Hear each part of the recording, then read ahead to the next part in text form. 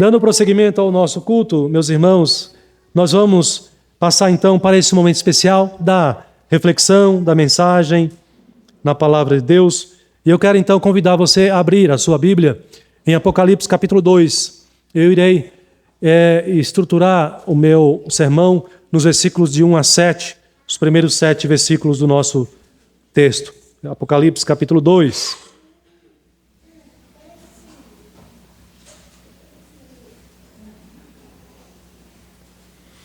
Eu não farei a leitura do texto agora, mas farei essa leitura compartimentada à medida que formos desenvolvendo essa mensagem nesta noite.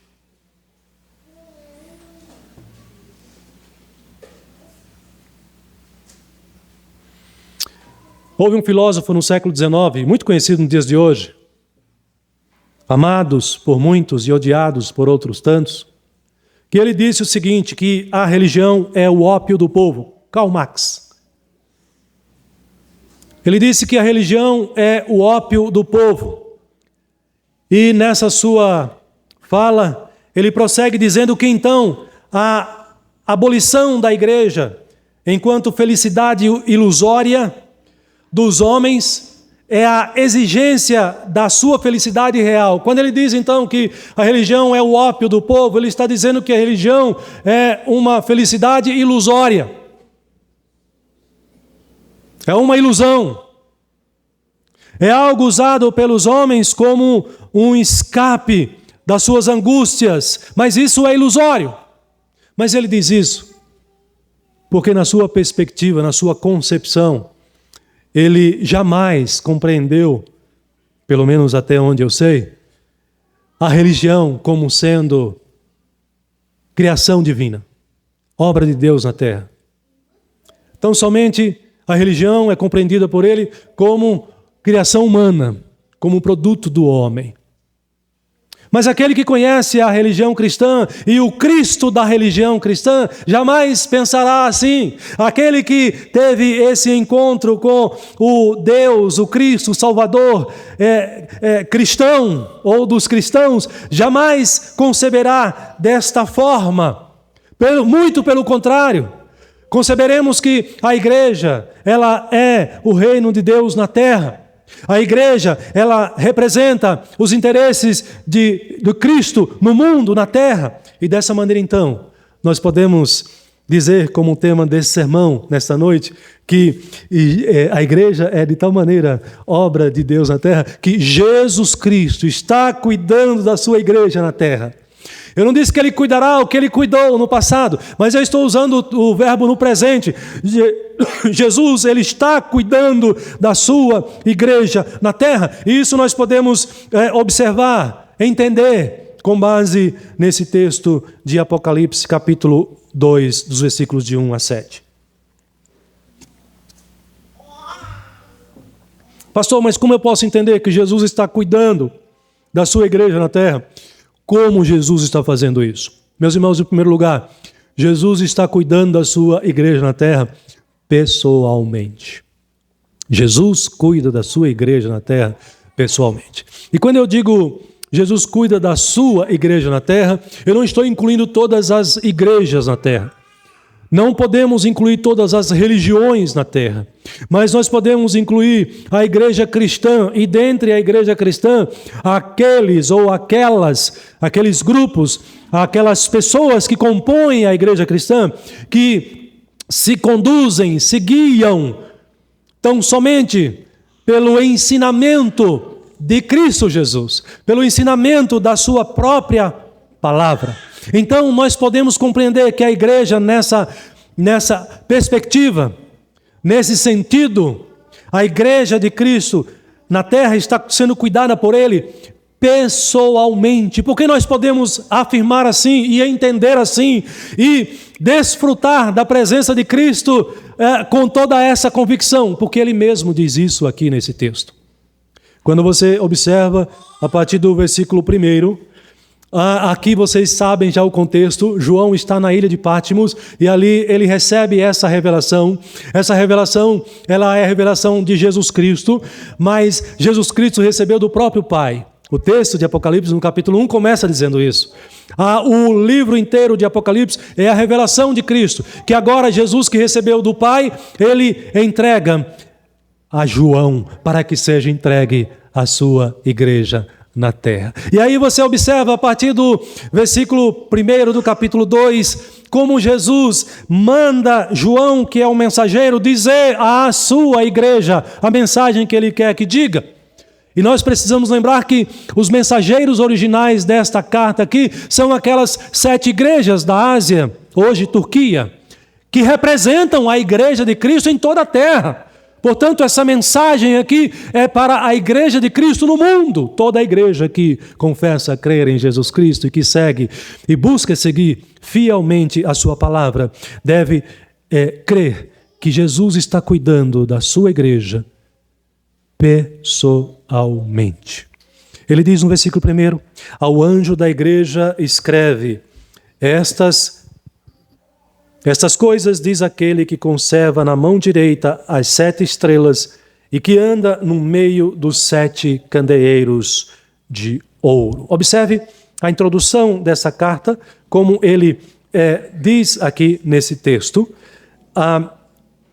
Jesus então diz que essa carta deve ser entregue, essa mensagem deve ser entregue ao anjo. E aqui observe que as 7 igrejas, elas são nomeadas e o próprio João, colocando nessa ordem, se dirige primeiro à igreja de Éfeso, mas você tem todas as outras na sequência.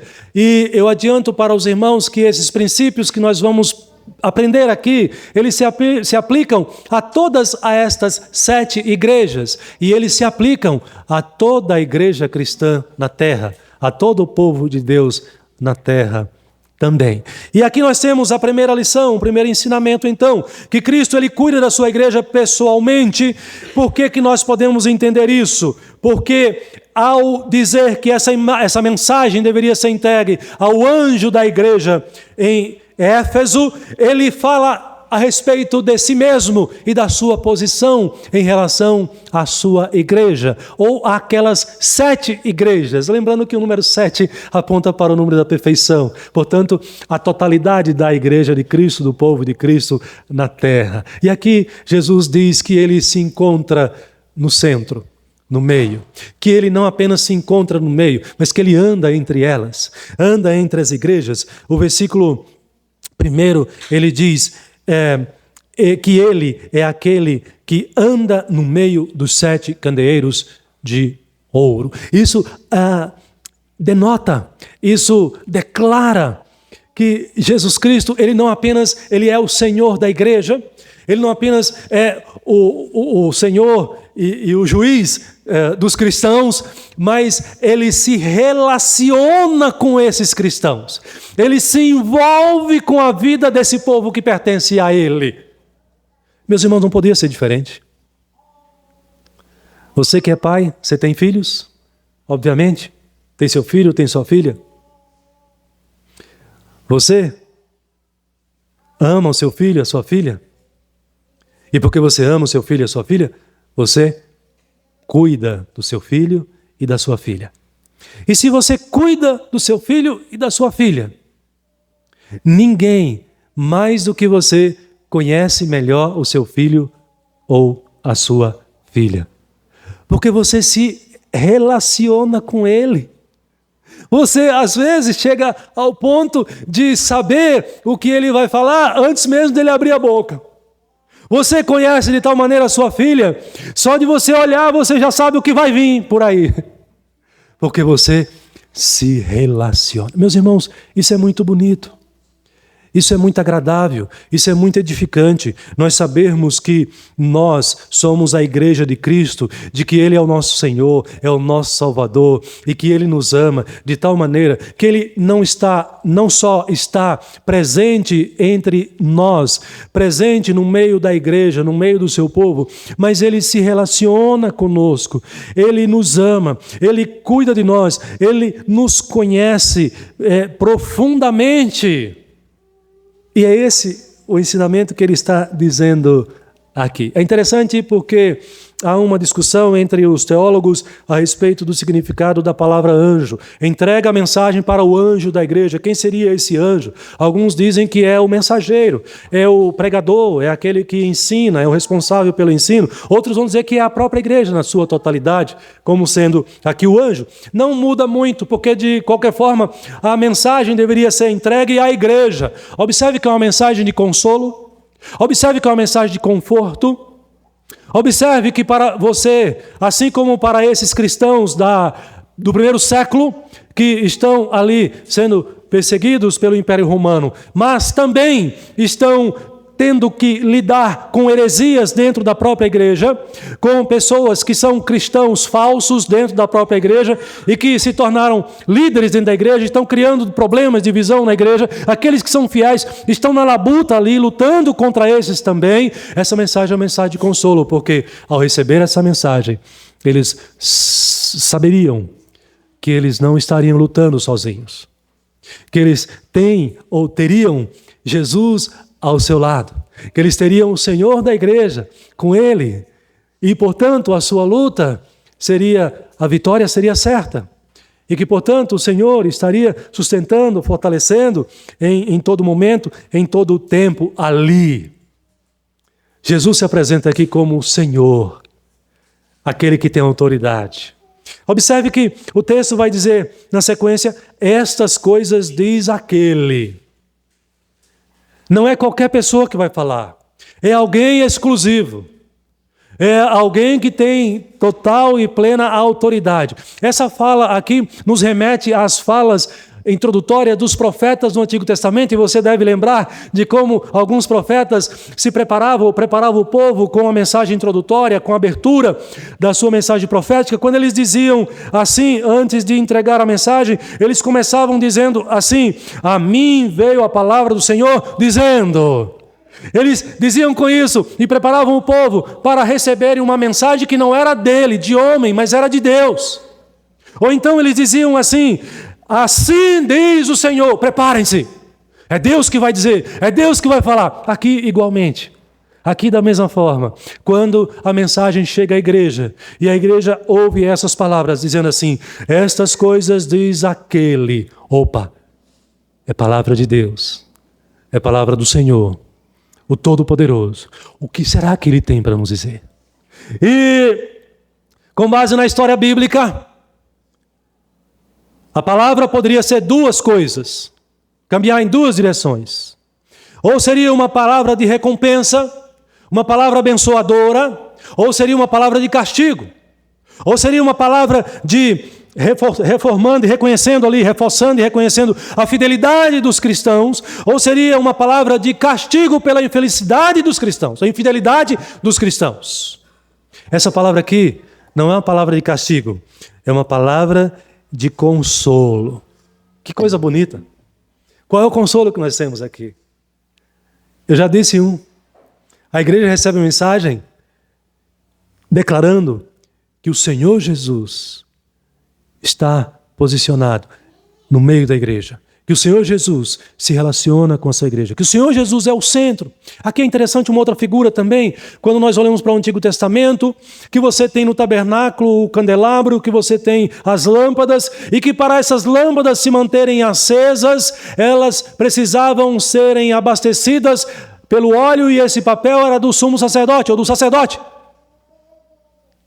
Aqui, os candeeiros de ouro precisam continuarem brilhando com a sua luz. Mas eles não têm luz própria, a igreja não tem luz própria, você não tem luz própria como cristão. A sua luz não é sua, é a luz de Cristo refletida através de você. E que, portanto, para ela continuar brilhando, Cristo precisa ser o centro da sua igreja. Cristo precisa ser o centro da sua vida, para que a sua vida não seja uma vida cristã superficial, morta, estéril, improdutiva.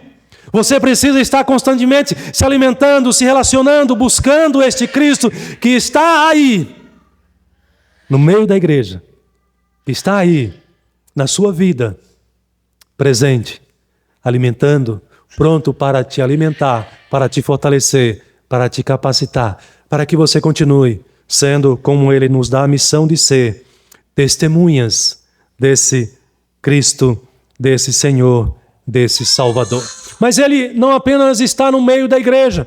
Cristo não apenas habita na sua vida. Cristo não apenas te sustenta, te fortalece. Mas Ele diz uma outra informação aqui interessante. Ele diz que Ele também é aquele que conserva na mão esquerda. Não, pastor, não é na mão esquerda. Mão direita e mão esquerda é simbólico e é importante a gente se atentar. A mão esquerda sempre traz a simbologia de bênção. E o texto nos diz aqui, o próprio Jesus está dizendo que Ele conserva na mão direita as 7 estrelas dessas igrejas.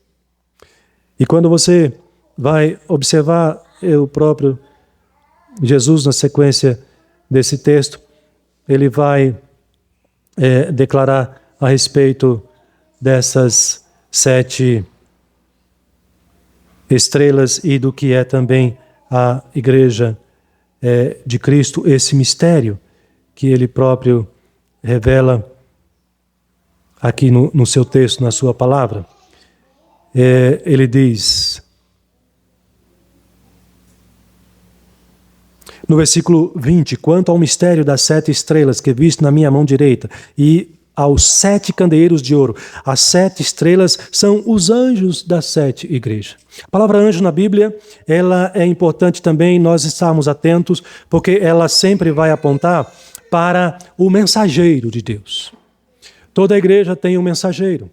Toda igreja tem um pregador do evangelho, o pastor, o que ministra. O pastor precisa ser sustentado, iluminado, guiado, para que ele entregue à igreja uma mensagem fiel, para que ele ensine à igreja a palavra não dele, não de homem, mas a palavra do próprio Deus sendo entregue ao seu povo, sendo entregue à sua própria igreja. Então, quando ele diz para nós a respeito de que ele mesmo é quem sustenta as 7 estrelas na sua mão direita, a igreja recebe essa mensagem como uma mensagem de consolo e de conforto. Aliás, a igreja deve orar pelos seus pastores, e a igreja que não tem pastor deve orar a Deus para que envie pastor segundo o coração de Deus. E isso, meus irmãos, nos ajuda a entender e a crer e a descansar no cuidado do Senhor, entendendo que a igreja na terra, a igreja de Cristo na terra está sendo cuidada por Ele. Em primeiro lugar, sendo cuidada pessoalmente, porque Ele ama a sua igreja. Porque a igreja de Cristo, ao contrário do que Karl Marx afirma, não é produto humano, mas é produto divino, é criação divina. É através dela e por meio dela que Deus se relaciona conosco, que Deus cumpre o seu propósito na terra, que Deus restaura a sua criação, que Deus salva os seus eleitos, que Deus perdoa pecados e que Deus prepara o seu povo para o último dia. Mas há uma segunda lição nesse texto. Pastor, como Jesus está cuidando da sua igreja na terra? Em primeiro lugar, pessoalmente. Em segundo lugar, Ele cuida da sua igreja na terra como juiz. Isso é importante. Nós não podemos viver e fazer o que nós bem entendemos. Ele julga as obras das nossas mãos, a nossa vida, a nossa conduta. Jesus cuida da sua igreja como juiz, aprovando ou reprovando as suas obras. E aqui é interessante nós observarmos isso também no texto, e você pode observar isso não só na carta a Éfeso, mas em cada uma dessas 7 igrejas, você vai observar Jesus Cristo agindo como juiz, Ele cuidando da sua igreja como juiz, aprovando ou reprovando as obras da igreja. E aqui, em primeiro lugar, nós temos Cristo aprovando ou elogiando as obras da igreja de Éfeso. A igreja de Éfeso não é uma igreja mais nova, tão jovem. Já é uma igreja, segundo os estudiosos, uma igreja já mais madura, mais experiente, mais vivida. Mas ainda assim, é uma igreja que permanece zelosa na doutrina. É uma igreja que permanece ali, como o próprio texto nos diz aqui, uma igreja que permanece atenta aos hereges na igreja, aqueles que querem trazer doutrinas de homens e não de Deus. E os líderes dessa igreja estão atentos e combatem, e confrontam, e denunciam. Portanto, é uma igreja que está preocupada com o ensino, com a instrução, com a doutrina. Veja o que diz Cristo para essa igreja. Conheço as tuas obras. Na sequência do texto, acompanhe na sua Bíblia. Conheço as tuas obras. tanto o teu labor como a tua perseverança, e que não pode suportar homens maus. É uma igreja que busca ser fiel, percebe? E que puseste à prova os que a si mesmos se declaram apóstolos e não são. E vocês os desmascararam, porque vocês os acharam mentirosos. E vocês, igrejas de Éfeso, crentes de Éfeso, estão perseverando firmes. Vocês suportaram provas por causa do meu nome e perseveram firmes. E não se deixaram esmorecer. Meus irmãos, essas palavras aqui, quando eu digo que são palavras de aprovação, é porque Jesus observa, ele está atento à vida da igreja. O nosso Deus, o nosso Senhor, não é um Senhor distante, não está nem aí para a igreja, não está nem aí para a sua vida.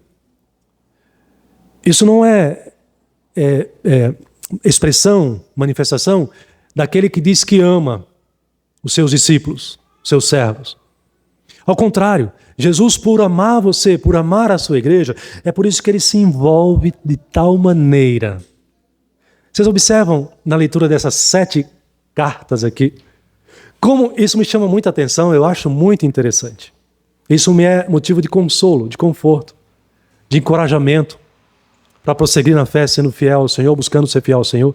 Vocês observam como Jesus mostra aqui que ele conhece a fundo a vida dessas igrejas, a vida desses crentes. Olha como ele diz, conheço as tuas obras. E quando ele diz isso, com relação a estas obras, Jesus está elogiando estas obras dessa igreja. Jesus está elogiando o fato deles serem perseverantes. Por quê? Porque o crente ser perseverante agrada a Deus, alegra o coração de Deus. O filho, quando obedece ao pai, à mãe, a filha, quando obedece ao pai e à mãe, ela alegra o pai e a mãe. Ela honra, através da sua obediência, o seu pai e a sua mãe. O crente, quando obedece à palavra de Deus, ele alegra o coração de Deus. De igual forma também, quando o crente é desobediente, é teimoso, é pecador contumaz, aí já fica meio complicado para dizer que é até crente. O pecado entristece a Deus, entristece o Espírito Santo, mas não é o caso aqui dessas obras. Jesus está dizendo, conheço as tuas obras, tanto o teu labor como a tua perseverança. Labor e perseverança. Observe como Jesus chama a atenção para dizer para a igreja, saibam que eu conheço o esforço, a luta, o empenho, o sofrimento, as dificuldades pelas quais vocês passam.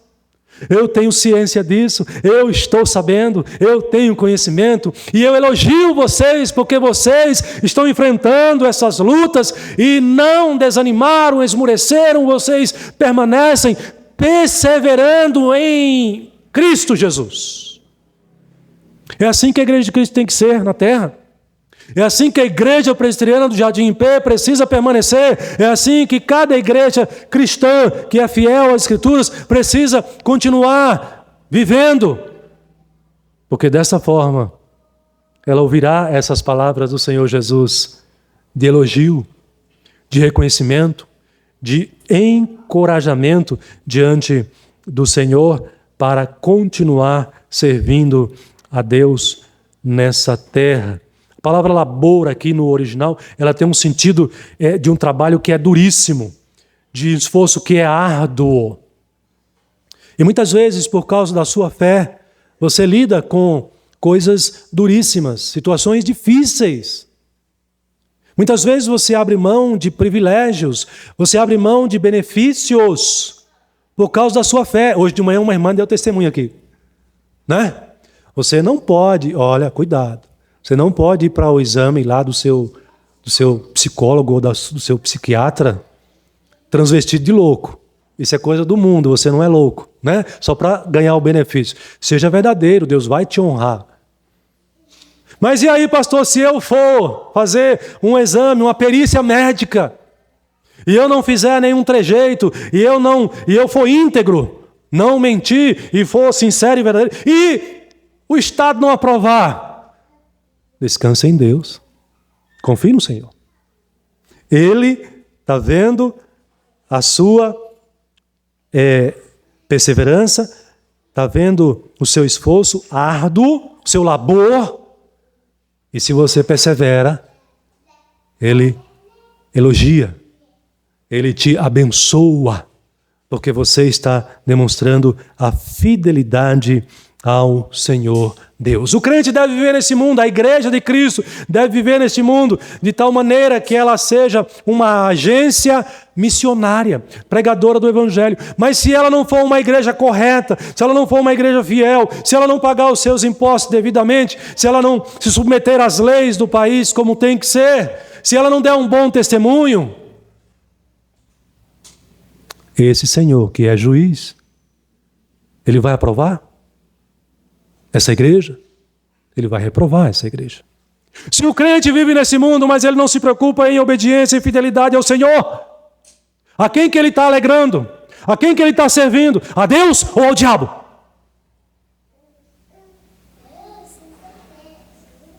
Adão e Eva lá no paraíso, ele caiu na estratégia maligna de Satanás. E ele não agradou a Deus, agradou a Satanás. Os judeus, na época de Jesus, alguns judeus na época de Jesus, se diziam filhos de Deus, mas as suas vidas apontavam para o fato de que eles não agradavam a Deus, não obedeciam a Deus, estavam agradando a Satanás. E aí Jesus vem para eles e diz: vocês estão dizendo que são filhos de Deus, mas na verdade vocês são filhos do diabo. João 8,44. Jesus é juiz. E Ele aprova, como também Ele reprova as nossas obras. E aqui então nós temos Jesus aprovando as obras.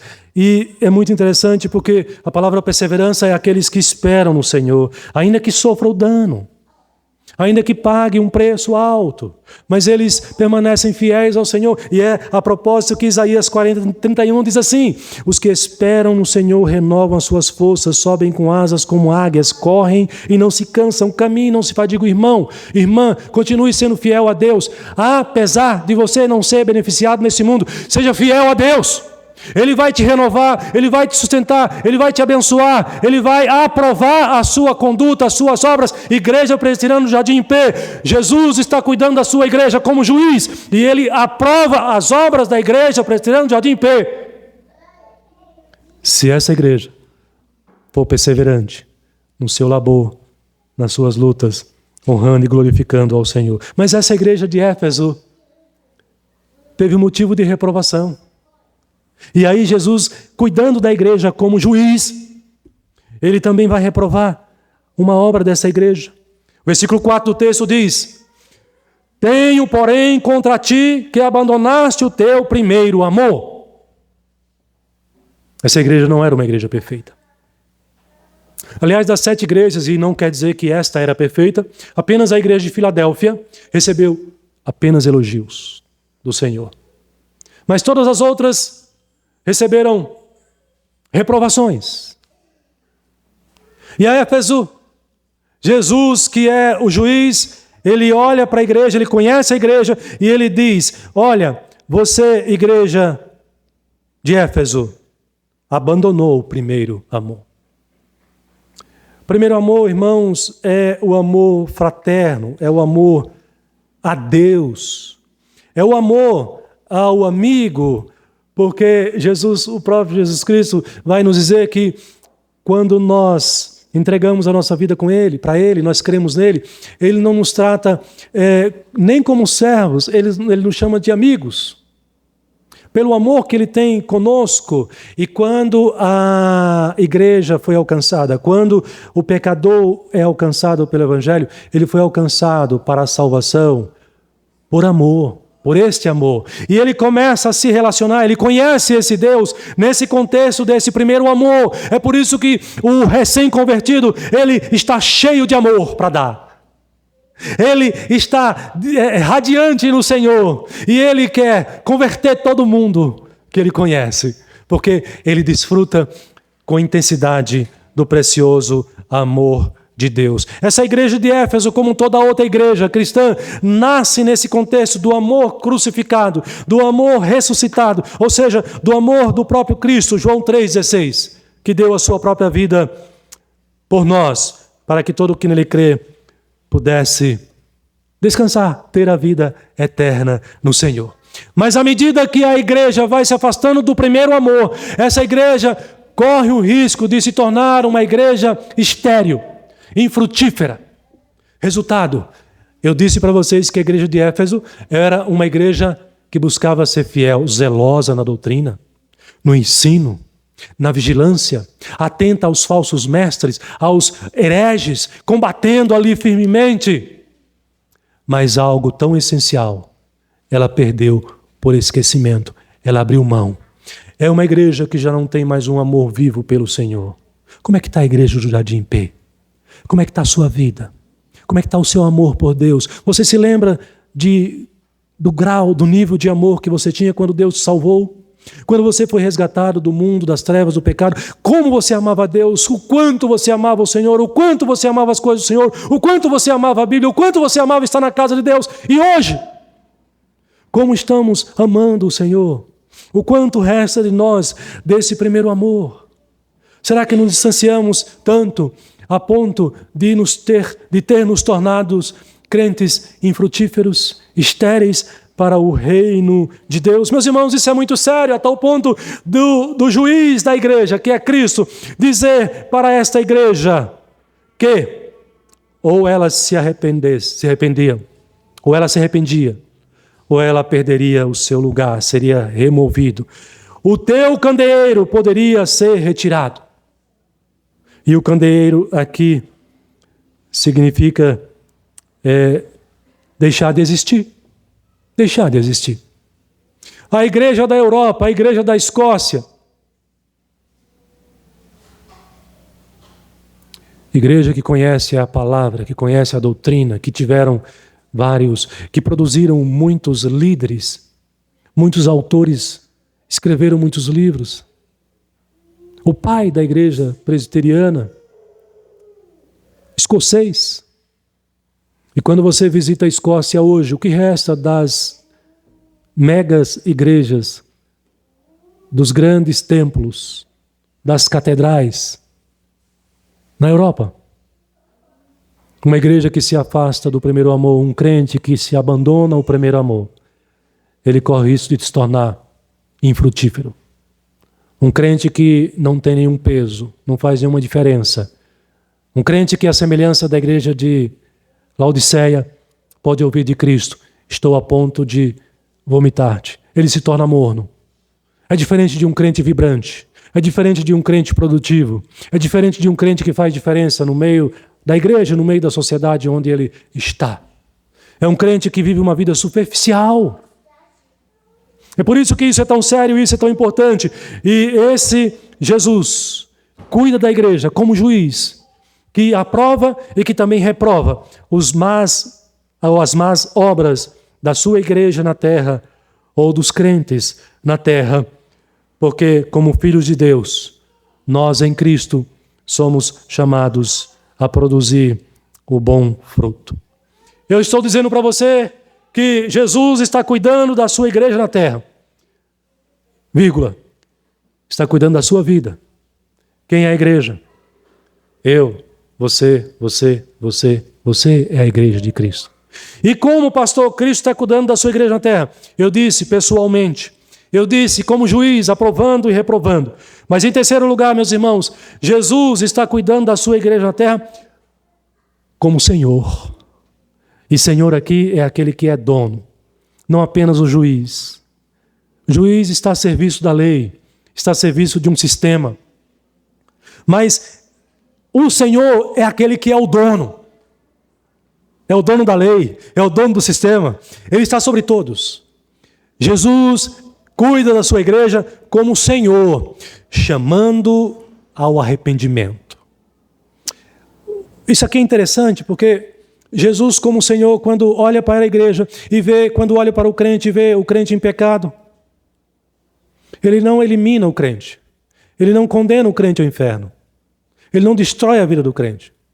Mas Ele, como Senhor da igreja, amoroso que Ele é, Ele convida, Ele chama, mas o convite aqui é entre aspas.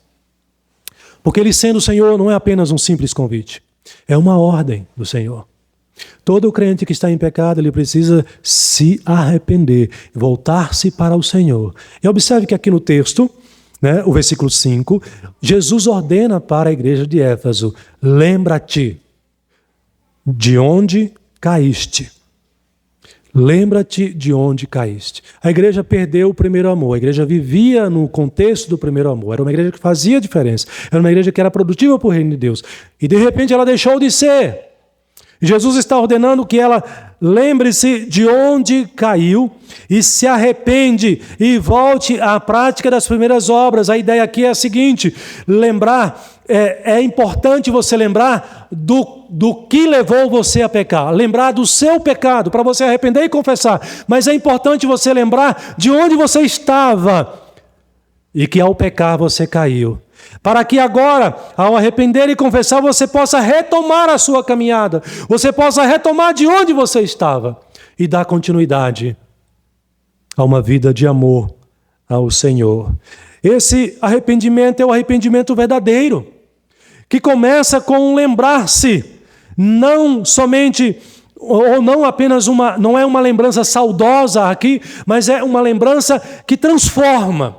É uma lembrança que leva o crente a uma purificação e a um retorno, a uma retomada para continuar a sua caminhada, a sua vida de serviço a Deus, de serviço ao Senhor. Então, portanto, o arrependimento deve levar você a se perguntar: de onde eu caí? Em que momento eu estava na minha vida com Deus? Eu era um crente mais obediente, mais fervoroso? Como é que está a minha vida hoje? Para que você possa retornar para lá e continuar servindo ao Senhor. Então, Cristo está chamando essa igreja dizendo assim: volte à prática das primeiras obras. São as obras que se realizam a partir da comunhão da salvação, desde a origem, desde quando você teve um encontro com o Senhor e descobriu esse amor que Deus te amava e te ama tanto. O amor de Deus por nós não mudou, gente. Deus continua nos amando com a mesma intensidade. A pergunta é: eu, crente, amo a Deus com a mesma intensidade? Ou mudou isso? Eu caí. Eu preciso lembrar, eu preciso retornar. E aí vem a ameaça, mas não é puramente uma ameaça passageira, mas é o juízo posto diante da igreja, quando no versículo é dito, senão, arrepende-te, que aqui implica receber uma sentença. Jesus está chamando ao arrependimento. Arrependa-se. Se não arrepender, haverá consequências. E a consequência é: virei a ti e moverei o seu candeeiro do teu lugar. Olha para a Escócia.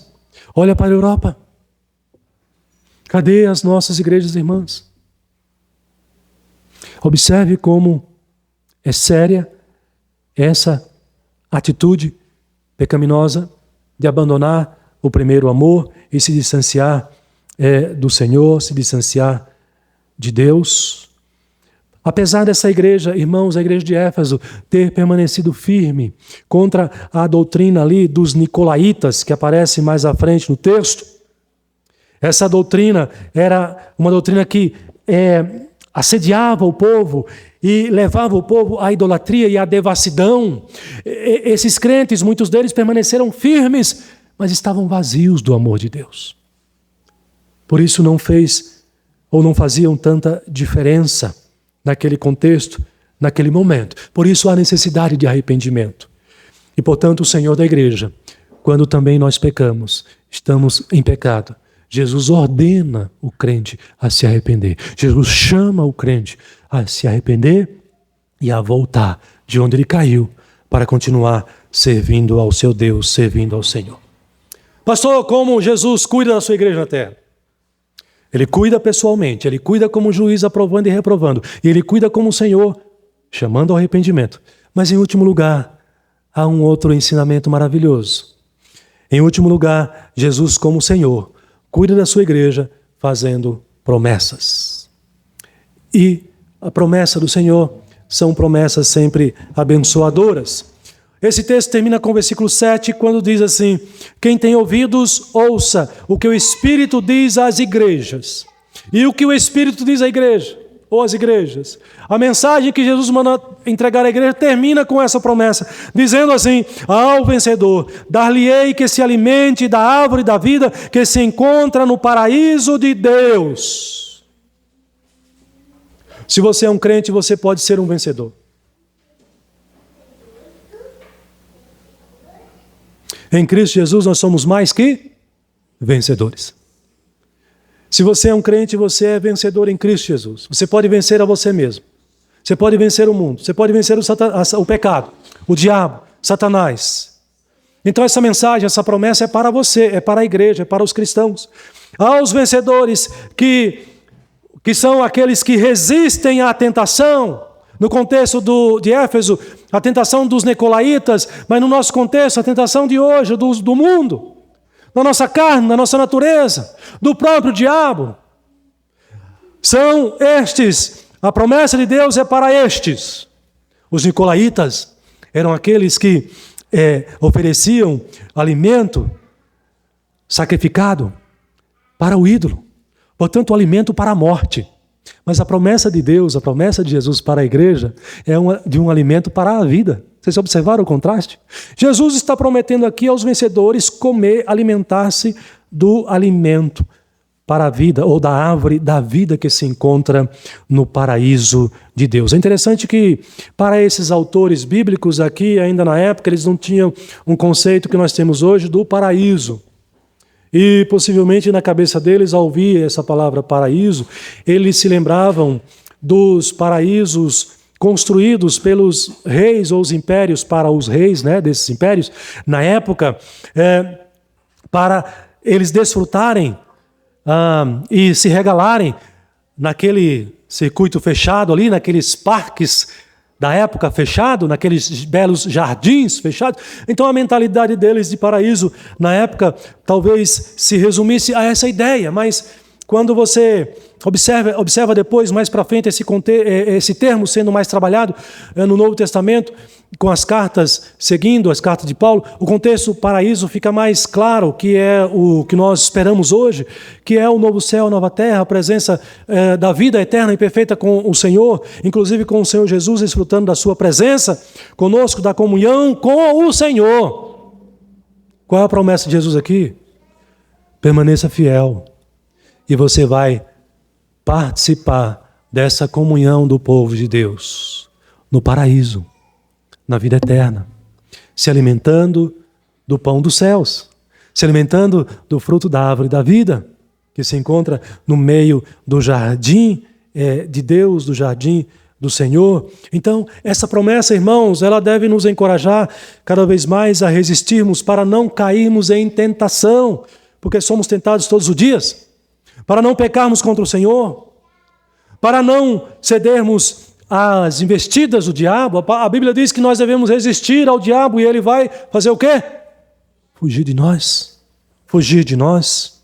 Então, o Senhor nos manda, inclusive, sermos santos, porque Ele é santo. Isso é o que Deus requer da sua igreja. Isso é o que Deus requer do seu povo. A promessa do paraíso é para os vencedores, é para os crentes verdadeiros, é para aqueles que permanecem sendo fiéis ao Senhor nosso Deus. Essa promessa é para mim, essa promessa é para você que crê em Jesus Cristo, que faz parte da sua igreja, que faz parte do seu povo na terra. Receba a promessa do Senhor como motivo de motivação para você continuar resistindo no labor, nas lutas, por Jesus Cristo, em Jesus Cristo, por amor a Deus. Seja fiel ao Senhor. Cristo cuida da sua igreja, então eu disse para você pessoalmente, como juiz que aprova e reprova, como Senhor que cuida e que chama a sua igreja ao arrependimento, e como Senhor que faz essa promessa excelente da vida eterna na presença do Senhor. Não, meus irmãos, a religião cristã não é o ópio do povo. A religião cristã não é um produto humano, mas a igreja de Cristo na terra é o empreendimento de Deus. E nela Deus pôs o seu coração. Nela Deus pôs os seus olhos. E ela é conduzida pelas suas mãos, pelo Espírito Santo de Deus. Mas a igreja de Cristo na terra não se resume a uma organização, a uma instituição. A igreja de Cristo na terra é você, sou eu.